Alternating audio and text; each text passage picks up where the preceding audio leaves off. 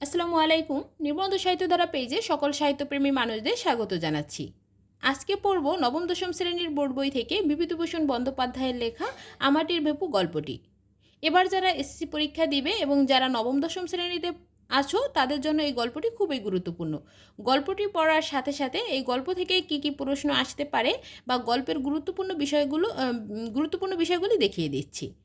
এই গল্পটি হচ্ছে হরিহর এবং সর্বজয়ার দুঃখ দারিদ্র্যের সংসার এবং তাদের দুই সন্তান অপু ও দুর্গার প্রকৃতি ঘনিষ্ঠতা এবং বিচিত্র বিষয় নিয়ে তাদের মধ্যে যে বিস্ময় ও কৌতূহল তা নিয়ে। তাহলে লেখক পরিচিতি দিয়ে শুরু করছি। বিভূতিভূষণ বন্দ্যোপাধ্যায় 1894 সালে 24 পরগনার মুরারিপুর গ্রামে জন্মগ্রহণ করেন। স্থানীয় বনগ্রাম স্কুল থেকে 1914 সালে তিনি ম্যাট্রিক পাস করেন এবং কলকাতা রিপন কলেজ থেকে তিনি আইএ এবং বিএ ডিগ্রি লাভ করেন। তাহলে এখানে গুরুত্বপূর্ণ হচ্ছে লেখকের জন্মসাল। গ্রাম বাংলার কর্মজীবনে তিনি হুগলি, কলকাতা এবং ব্যারাকপুরের বিভিন্ন স্কুলে শিক্ষকতা করেন। তাহলে আমরা দেখতে পাই যে লেখকের পেশা ছিল শিক্ষকতা। প্রাকৃতিক সৌন্দর্য ও গ্রাম বাংলার সাধারণ মানুষের সহজ সরল জীবনযাপনের অসাধারণ এক আলেখ্য নির্মাণ করে তিনি বাংলা কথা সাহিত্যে অমর হয়ে আছেন। প্রকৃতি এবং মানুষের জীবনের অভিন্ন সম্পর্কের চিরায়ত তাৎপর্যে তার কথা সাহিত্যে মহিমান্বিত। বিভূতিভূষণ বন্দ্যোপাধ্যায়ের উল্লেখযোগ্য উপন্যাস হল পথের পাঁচালী, অপরাজিত, আরণ্যক, ইছামতি, দৃষ্টিপ্রদীপ এবং গল্পগ্রন্থ হচ্ছে মেঘমল্লার মৌরিফুল যাত্রাবদল। 1950 সালের 1 সেপ্টেম্বর তিনি মৃত্যুবরণ করেন। তাহলে এখান থেকে যে প্রশ্ন আসতে পারে লেখকের জন্ম এবং মৃত্যু সাল এবং লেখকের পেশা এবং তার যে উল্লেখযোগ্য উপন্যাস এবং গল্পগ্রন্থ এগুলি একটু মনে রাখলেই হবে।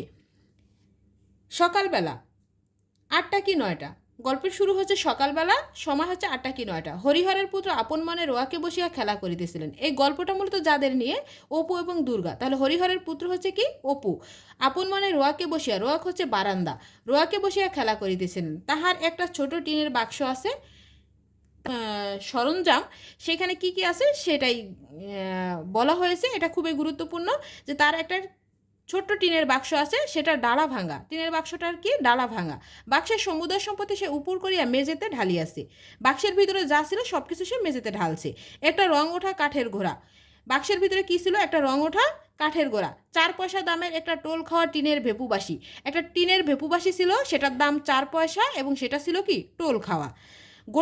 গোটা কত করি, এগুলো সে মায়ের অজ্ঞাতসারে লক্ষ্মী পূজার করির চুবড়ি হইতে খুলিয়া লইয়াছিল ও পাশে কেহ টের পায় এই ভয়ে সর্বদা লুকাইয়া রাখে। অর্থাৎ এই করিগুলো সে কোথায় পাইছিল? লক্ষ্মী পূজার যে চুবড়ি হচ্ছে ছোট সাজি বা ঝুড়ি, সেখানে রাখা ছিল। সেখান থেকে সে মা যাতে দেখতে না পায়, সেই মায়ের চক্ষুর অগোচরে সে নিয়েছে এবং এখনও যাতে কেউ দেখতে না পায় জন্য সে কি সর্বদা সেটা সবসময় লুকাইয়া রাখে। একটা 2 পয়সা দামের পিস্তল, তাহলে তার পিস্তলের দাম ছিল 2 পয়সা এবং বেবুবাসির দাম ছিল 4 পয়সা। এটা খুবই খুবই গুরুত্বপূর্ণ, এটা মনে রাখবা। কতগুলো শুকনো নাটা ফল দেখিতে ভালো বলিয়া তাহার দিদি কোথা হইতে অনেকগুলি কুড়াইয়া আনিয়াছিল, কিছু তাহাকে দিয়াছে, কিছু নিজের পুতুলের বাক্সে রাখিয়াছে। তার মানে তার দিদির একটা পুতুলের বাক্স আছে, সেটার মধ্যে কিছু নাটা ফল সে রাখছে এবং অপুকে কিছু দিয়েছে। খান কত খাপড়ার কুচি, গঙ্গা যমুনা খেলিতে এই খাপড়াগুলির লক্ষ্য অব্যর্থ বলিয়া বিশ্বাস হওয়ায় সে এগুলি সযত্নে বাক্সে রাখিয়া দিয়াছে। অর্থাৎ এই যে খাপড়ার কুচি হচ্ছে কলসি বা হাড়ির ভাঙা টুকরা অংশ। এগুলো হচ্ছে কি গঙ্গা যমুনা খেলতে এর লক্ষ্য হচ্ছে অব্যর্থ, মানে এটা ছুঁড়ে মারলে লক্ষ্য কখনো ব্যর্থ হয় না, এইটা সে বিশ্বাস করে এবং এই জন্য সে কী করছে, সে তার বাক্সের ভিতরে এগুলি রাখিয়ে দিছে। এগুলি তাহার মহামূল্যবান সম্পত্তি। কতগুলি জিনিসের মধ্যে সে টিনের বাঁশিটা কয়েকবার বাজাইয়া সেটির সম্বন্ধে বিগত কৌতূহল হইয়া তাহার এক পাশে রাখিয়া দিয়েছে। তাহলে এতগুলো জিনিসের মধ্যে সে শুধুমাত্র কি তার টিনের বাঁশিটা বাজিয়েছিল। কাঠের গোড়া নাড়াচড়া করা হয়ে গিয়াছে, সেটিও এক পাশে পিঁজরাপোলের আসামির ন্যায় পড়িয়া আছে। পিঁজরাপোলের আসামি হচ্ছে খাঁচায় পড়ে থাকা অবহেলিত আসামি। পিঁজরাপোলের আসামি হচ্ছে কি খাঁচায় পড়ে থাকা অবহেলিত আসামি। বর্তমানে সে গঙ্গা যমুনা খেলিবার খাপড়াগুলি হাতে লইয়া মনে মনে দাওয়ার উপর গঙ্গা যমুনার ঘর আঁকা কল্পনা করিয়া চোখ বুজিয়া শুইয়া দেখিতেছে তাহার ঠিক হইতেছে কিনা, মানে সে মনে মনে একটা ঘর আঁকতেছে এবং সে কি খাপড়ার কুচি দিয়ে মনে মনে খেলতেছে যে তার ঘর আঁকা ঠিক আছে কিনা এবং তার লক্ষ্য ঠিক আছে কিনা। এমন সময় তাহার দিদির নাম কি? দুর্গা। তাহলে এই গল্পটা কিন্তু অপু এবং দুর্গাকে নিয়ে। আমরা এই যে হরিহরের পুত্র অপু এবং হরিহরের কন্যার নাম কি? দুর্গা। উঠানের কাঁঠালতলা হইতে কোথা থেকে ডাকছিল? উঠানের কাঁঠালতলা হইতে ডাকিল, অপু অপু। সে এতক্ষণ বাড়ি ছিল না। তাহলে অপু এতক্ষণ কি বাড়ির বাইরে ছিল, বাড়িতে ছিল না। কোথা হইতে এইমাত্র আসিল। তাহার স্বর একটু সতর্কতা মিশ্রিত। সে যে বাড়িতে ছিল না এটা যদি তার মা টের পায় তাহলে কি তাকে বকাবকি করবে, এজন্য তার স্বরটা কি একটু সতর্কতা মিশ্রিত। ও মানুষের গলার আওয়াজ পাইয়া অপু কলের পুতুলের মতো লক্ষ্মীর চুপড়ির কড়িগুলি তাড়াতাড়ি লুকাইয়া ফেলিল। এই লোক সে মানুষ আসার টের পায় কী করলো, লক্ষ্মীর যে চুপড়ির যে কড়িগুলি ছিল সেগুলো কি লুকাইয়া ফেলছে। পরে বলিল, কে রে দিদি, কি রে দিদি? দুর্গা হাত নাড়িয়া ডাকিল, আয় এদিকে শোন। দুর্গার বয়স 10-11। তাহলে দুর্গার বয়স কত? 10-11, খুবই গুরুত্বপূর্ণ। গড়ন পাতলা পাতলা। এখানে দুর্গার বর্ণনা দেওয়া হয়েছে, এটা তোমরা মনে রাখবা যে দুর্গার বয়স কত এবং দুর্গা দেখতে কেমন ছিল। রং অপুর মতো অতটা ফর্সা নয়, অপু ফর্সা কিন্তু দুর্গার রং কি একটু চাপা। হাতের কাচের চুড়ি, অপুর হাতে কি ছিল? কাচের চুড়ি। পরনে ছিল ময়লা কাপড়, মাথার চুল ছিল রুক্ষ, বাতাসে উড়িতেছে, মানে অপুর মাথার চুল বাতাসে উড়িতেছিল। মুখের গড়ন মন্দ নয়। অপুর সরি, এটা অপুর না, দুর্গার কিন্তু গায়ের গড়ন মন্দ ছিল না।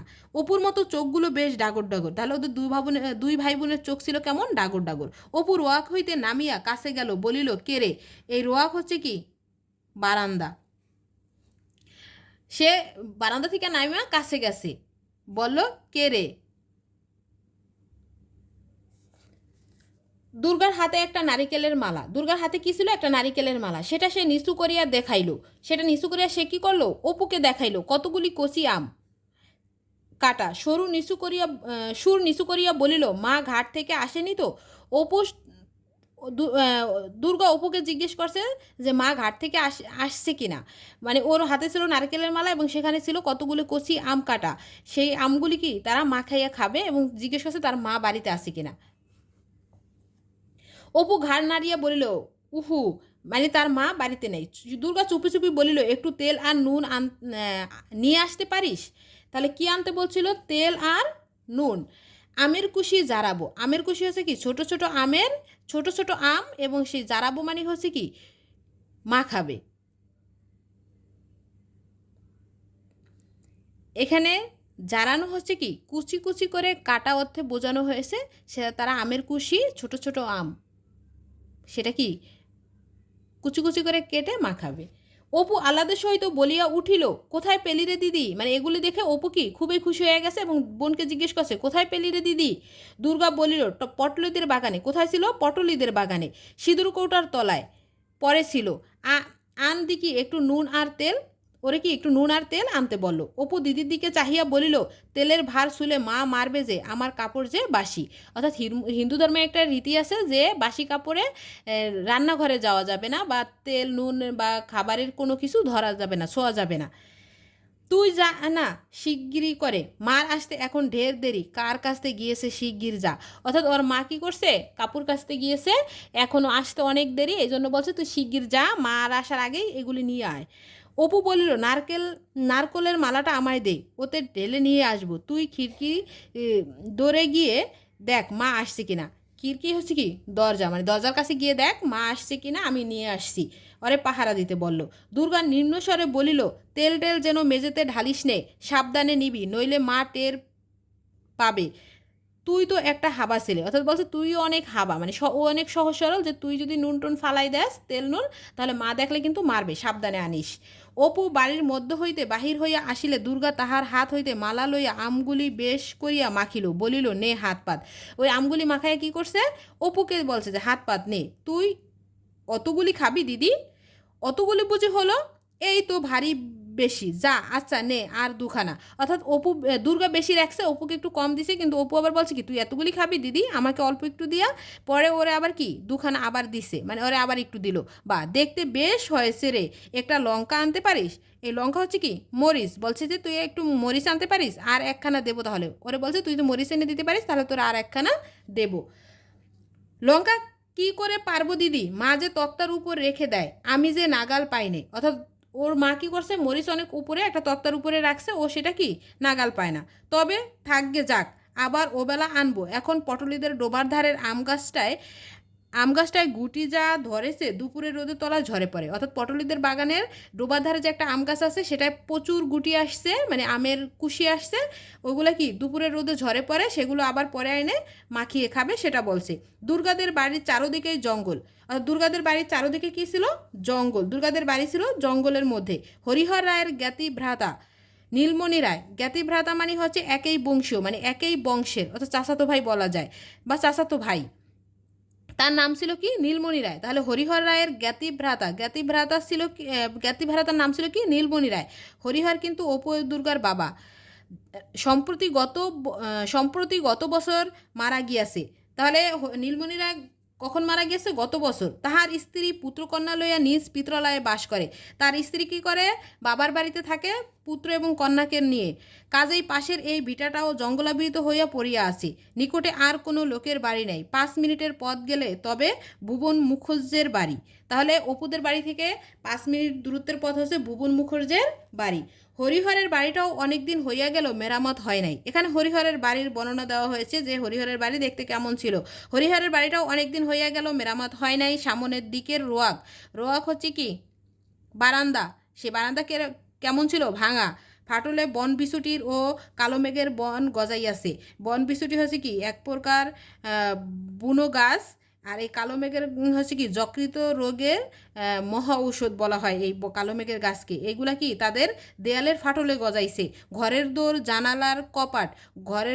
জানালার কপাট এগুলি কি সব ভাঙা। নারিকেলের দড়ি দিয়া গরাদের সঙ্গে বাঁধা আছে। তাহলে সেগুলি কি কি দিয়ে বাঁধা ছিল, নারিকেলের দড়ি দিয়ে। কিসের সাথে, গরাদের সাথে।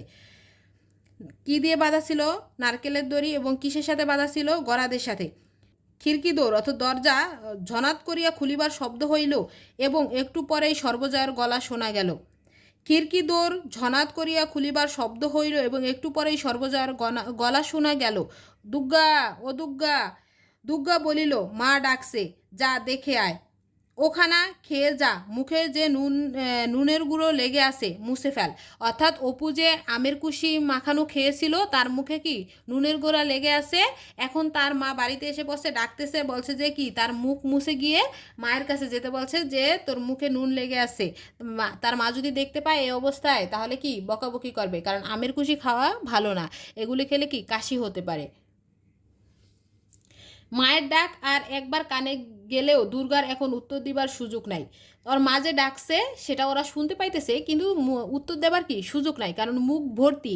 সে তাড়াতাড়ি জারানো আমের চাকলাগুলি খাইতে লাগিল। সে যে আম মাখাইছিল সেগুলা কি খুব তাড়াতাড়ি খাইতেছিল। পরে এখনো অনেক অবশিষ্ট আছে দেখিয়া কাঁঠাল গাছটার কাছে সরিয়া গিয়া গুড়ির আড়ালে দাঁড়াইল। সে কি করছে, যে তার মুখে সে যে আম মাখানো খাইতেছিল সেটা এখনো খাওয়া হয় নাই, অনেকগুলি আছে। তার মা বাড়ির ভিতরে ঢুকে পড়লে দেখবে, এই জন্য সে কি করছে, একটু সরে কাঁঠাল তলার দিকে গিয়ে দাঁড়াইছে।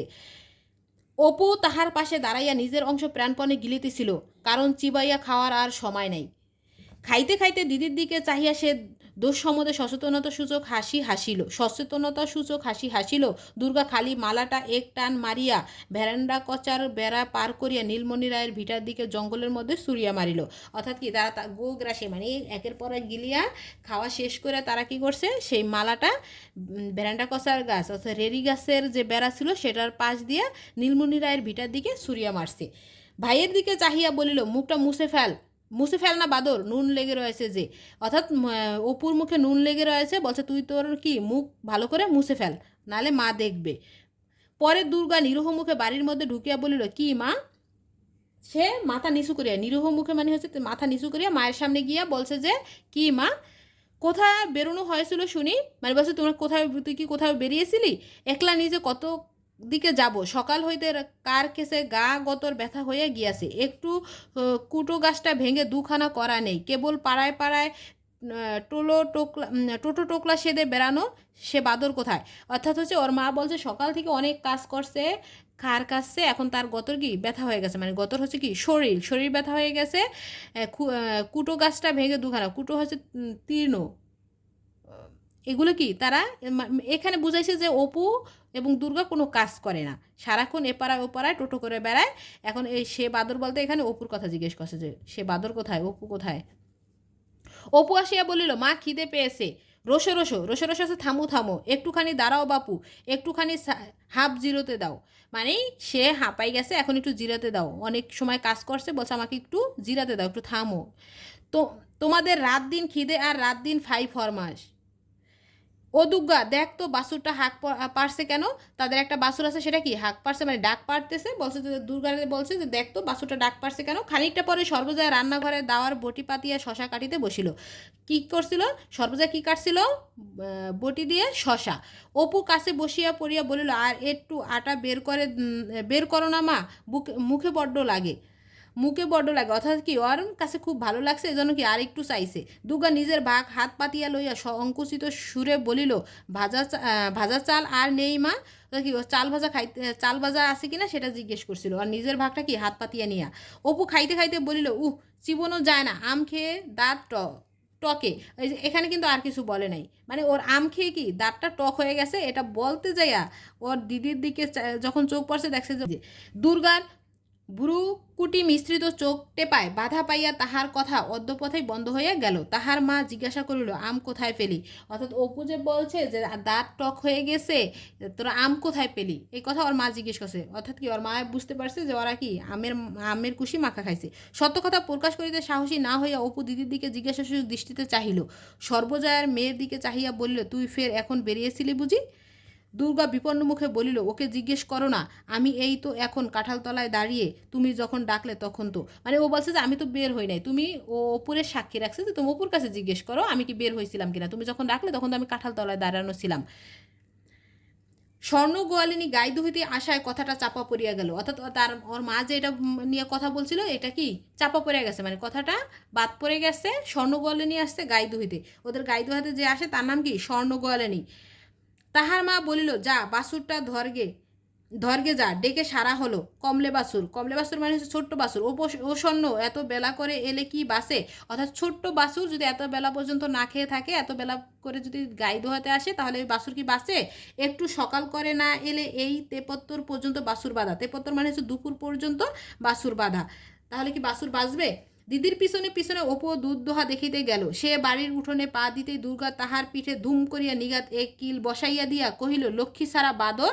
পরে মুখ ভ্যাঙ্গাইয়া কহিল, আম খেতে দাঁত টকে গিয়েছে, আবার কোনোদিন আম দেব, খেয়েও ছাই দেব, এই ওবেলাই পটলিদের কাকুরতলির আম কুটিয়ে এনে জারাবো, এত বড় বড় গুটি হয়েছে, মিষ্টি যেন গুড় দেব তোমায়, খেয়েও এখন, হাবা একটা কোথাকার, যদি এটুকু বুদ্ধি থাকে। অর্থাৎ ও যে ওর মায়ের সামনে ওই যে বলে ফেলছিল যে আম খেয়ে দাঁত টকে, মানে আম খেয়ে যে দাঁত টক হয়ে গেছে, সেটা যে ওর মায়ের সামনে বলে ফেলতে নিছিল, এই জন্য কি ওর মায়ের চোখের একটু আড়াল হয়েছে, পরে কি অপুর পিঠে দুম করে একটা কিল বসাই দিছে এবং শাসাইতেছিল যে তুই মায়ের সামনে বলে দিতে নিছিলি, এরপরে আমি আম টকাই আনবো, মাখায় খাবো, অনেক মজা ওই আম, সেগুলি কি তোকে আমি দেবো না, এই কথা বলছিল আর কি। দুপুরের কিছুক্ষণ পরে হরিহর কাজ সারিয়া বাড়ি ফিরিল, অর্থাৎ তাদের বাবা হরিহর কি কাজ শেষে দুপুরের কিছুক্ষণ পর বাড়িতে আসছে। কখন আসছে, দুপুরের কিছুক্ষণ পর। সে আজকাল গ্রামের অন্নদা রায়ের বাড়িতে গোমস্তার কাজ করে। সে আজকাল কোথায় কাজ করে, অন্নদা রায়ের বাড়িতে, তাদের গ্রামের এই অন্নদা রায়ের বাড়িতে। এবং কিসের কাজ করে, গোমস্তার কাজ। গোমস্তা হচ্ছে কি হিসাব রক্ষকের কাজ, হিসাব নিকেশের কাজ করে। জিজ্ঞাসা করিল, অপুকে দেখছি নে, মানে ও এসে কি করছে, অপুর কথা জিজ্ঞেস করছে। সর্বজয়া বলল, অপু তো ঘরে ঘুমোচ্ছে, দুর্গা বুঝি। এরপরে কি দুর্গার কথা জিজ্ঞেস করলো যে তাহলে দুর্গা কোথায়, সে সেই খেয়ে বেরিয়েছে, সে বাড়ি থাকে কখন, মানে অপুর সম্বন্ধে, দুর্গার সম্বন্ধে সর্বজয়া কি অভিযোগ করছে হরিহরের কাছে যে সে বাড়ি থাকে কখন, সে তো বাড়িতেই থাকে না, দুটো খাওয়ার সঙ্গে যা সম্পর্ক, আবার সেই খিদে পেলে তবে আসবে, কোথায় কার বাগানে কার আমতলায় জামতলায় ঘুরছে এই চৈত্র মাসের রৌদ্রে, অর্থাৎ এই চৈত্র মাস হচ্ছে চৈত্র মাসের কথা বলছে, যে চৈত্র মাসের রৌদ্রে এভাবে যে ঘুরছে, ফের দেখো না এই জ্বরে পড়লো বলে, মানে এমন রৌদ্রের মধ্যে যদি ঘুরে তাহলে কি জ্বরে পড়বে। এত বড় মেয়ে বলে বোঝাবো কত, কথা শোনে না কানে নেয়, মানে বলছে যে মেয়ে তো এখন ছোট না, অনেক বড়, কিন্তু কথা শোনেও না কানেও নেয় না।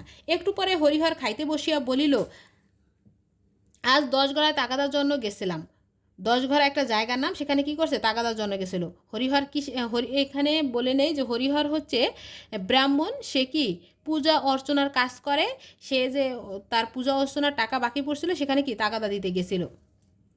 একজন লোক খুব মাতবর, 5টা 6টা গোলা বাড়ি, তার একটা লোক ছিল মাতবর গোছের, তার কয়টা 5টা 6টা কি ছিল গোলা বাড়ি, বাড়িতে বেশ পয়সাওয়ালা লোক, আমায় দেখে দণ্ডবধ করে বলো, দণ্ডবধ হচ্ছে মাটিতে মাথা ঠেকিয়ে পায়ের কাছে গিয়ে প্রণাম করা। দাদা ঠাকুর আমায় চিনতে পারছেন? আমি বললাম না বাপু, আমি তো কই।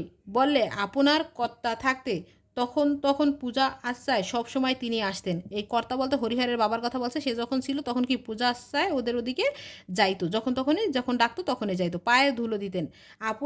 আপনারা আমাদের গুরুতুল্য লোক। এখানে কাকে বলছে? হরিহরকে বলছে যে আপনারা আমাদের কি গুরুতুল্য লোক। এবার আমরা বাড়ি শুদ্ধ মন্তর নেব ভাবছি, মানে ওরা বাড়ির সবাই কি মন্তর নিতে চায়। তা আপনি যদি আজ্ঞে করেন, আপনি আজ্ঞে করেন মানে হচ্ছে আপনি যদি রাজি থাকেন, তবে ভরসা করে বলি আপনি কেন মন্ত্রটা দেন না, মানে আপনি যদি রাজি থাকেন তাহলে বলছি যে আপনি আমাদের মন্ত্রটা দেন না। তা আমি তাদের বলেছি আজ আর কোনো কথা বলবো না, ঘুরে এসে দু এক দিনে বুঝলে, মানে কি ঘুরে এসে 2-1 দিন পর বলবে, আজকে কিছু বলবে না।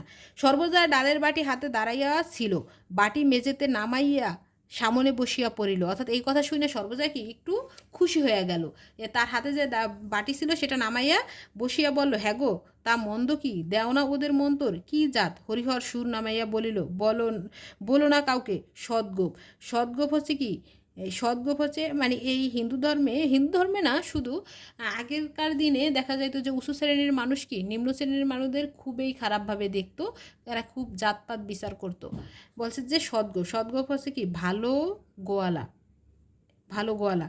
তোমার তো আবার গল্প করে বেড়ানো স্বভাব। এখানে সর্বজয়াকে বলছে যে তোমার কি আবার পাড়ায় পাড়ায় মানুষের কাছে বলে বেড়ানো স্বভাব, তুমি যদি বলে দাও, এই জন্য কি সর্বজয়াকে ভরসা পায় না, বলতে পারতেছিল না। আমি আবার কাকে বলতে যাব, তা হোক গে সদ্গোপ, দাও গিয়ে দিয়ে, এই কষ্ট এই কষ্ট যাচ্ছে। রায়বাড়ির 8টা টাকা ভরসা। তাহলে হরিহর কি রায়বাড়ি থেকে কয় টাকা পায়? 8 টাকা। কোন বাড়ি থেকে পায়? রায়বাড়ি থেকে। ভরসা তাও 2-3 মাস অন্তর তবে দেয়। কয় মাস অন্তর দেয়? তা নিয়মিত দেয় না, 2-3 মাস পর পর দেয়। আর এদিকে রাজ্যের দেনা, কাল ঘাটের পথে শেষ ঠাকুরন মনে রাখবা, শেষ ঠাকুরন বললে, বৌমা আমি বন্ধক ছাড়া টাকা ধার দেই নে, তবে তুমি অনেক করে বলে দিলাম। অর্থাৎ সেজে ঠাকুরনেতেন কি তারা টাকা ধার আনছে। আজ 5 মাস হয়ে গেল। কয় মাস হয়ে গেছে? 5 মাস। টাকা আর রাখতে পারবে না। এদিকে রাধা বষ্টমের বউ তো ছিঁড়ে খাচ্ছে, তারা রাধা বষ্টমের বউ থেকেও কি তারা টাকা আনছে, সেজ ঠাকুরের থেকেও টাকা আনছে, মনে রাখবা। বউ তো ছিঁড়ে খাচ্ছে, দুবেলা তাগাদা আরম্ভ করছে। ছেলেটার কাপড় নেই, 2-3 জায়গায় সেলাই, বাসা আমার তাই পরে হাসি মুখে নেচে নেচে বেড়ায়। আমার এমন হয়েছে যে ইচ্ছে করে একদিকে বেরিয়ে যায়। অর্থাৎ এই সর্বজয়ার কি এই অভাবন্টনের সংসারে ভালো লাগছে না, বলছে যে ইচ্ছা করে কি একদিকে, মানে যেদিকে খুশি একদিকে চলে যায়। আর একটা কথা ওরা বলছিল বুঝলে, বলছিল গায়ে তো বামুন নেই, আপনি যদি এই গায়ে উঠে আসেন তবে জায়গা জমি দিয়ে বাস করাই। অর্থাৎ কি ওকে বলছে যে আপনি যদি এই গায়ে চলে আসেন তাহলে কি জায়গা জমি সবাইকে আমরা আপনাকে দেব। গায়ে এক ঘর বামুন বাস করানো আমাদের বড় ইচ্ছে। তা কিছু ধানের জমিও দিতে রাজি। তারা কি তা কিছু ধানের জমিও দেবে। পয়সা তো অভাব নেই, আজকাল চাষাদের ঘরে লক্ষ্মী বাঁধা। অর্থাৎ আজকাল যারা চাষের কাজ করে, মানে জমি জিরাতের কাজ করে বা কৃষি কাজ করে, তাদের ঘরে কি তাদের কোনো কিছুর অভাব নেই, মানে তাদের ঘরে এই জন্য বলছে তাদের ঘরে তো লক্ষ্মী বাঁধা। ভদ্র লোকেরাই হয়ে পড়েছে হাবাদ জোবাদ। অর্থাৎ যারা ভদ্র লোক, যারা কৃষি কাজ করতে চায় না বা যারা এরকম কাজ করতে চায় না, তাদের কি শুধু অভাব, কিন্তু যারা এইসব কাজ করে তাদের কোনো কিছুর অভাব নেই। আগ্রহে সর্বজয়ার কথা বন্ধ হইবার উপক্রম হইল এক্ষুনি। তা তুমি রাজি হইলে না কেন? বললেই তো হতো, আচ্ছা আমরা আসবো। ও এরকম একটা বড় মানুষের আশ্রয়, এ গায়ে তোমার আছে কি? শুধু বিড়ে কামড়ে পড়ে থাকা। অর্থাৎ এই গায়ে হরিহরের কিছুই নেই, শুধু বিটেটুকু ছাড়া। বলছে যে এই বিটে কামড়ে পড়ে থাকো, এই গায়ে তো তোমার কিছু নাই, তুমি কেন রাজি হইলে না? হরিহর হাসিয়া বলিল, পাগল, এক্ষুনি কি রাজি হইতে আসে? ছোট লোক ভাববে ঠাকুরের হাড়ি দেখছি শিকায় উঠেছে।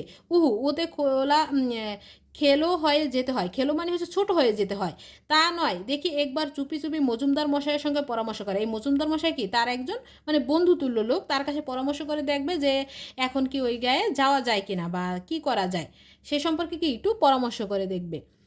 আর এখন ও ওঠো বললেই কি ওঠা চলে? সব বেটা এসে বলবে টাকা দাও নইলে যেতে দেব না, দেখি পরামর্শ করে কি রকম দাঁড়ায়।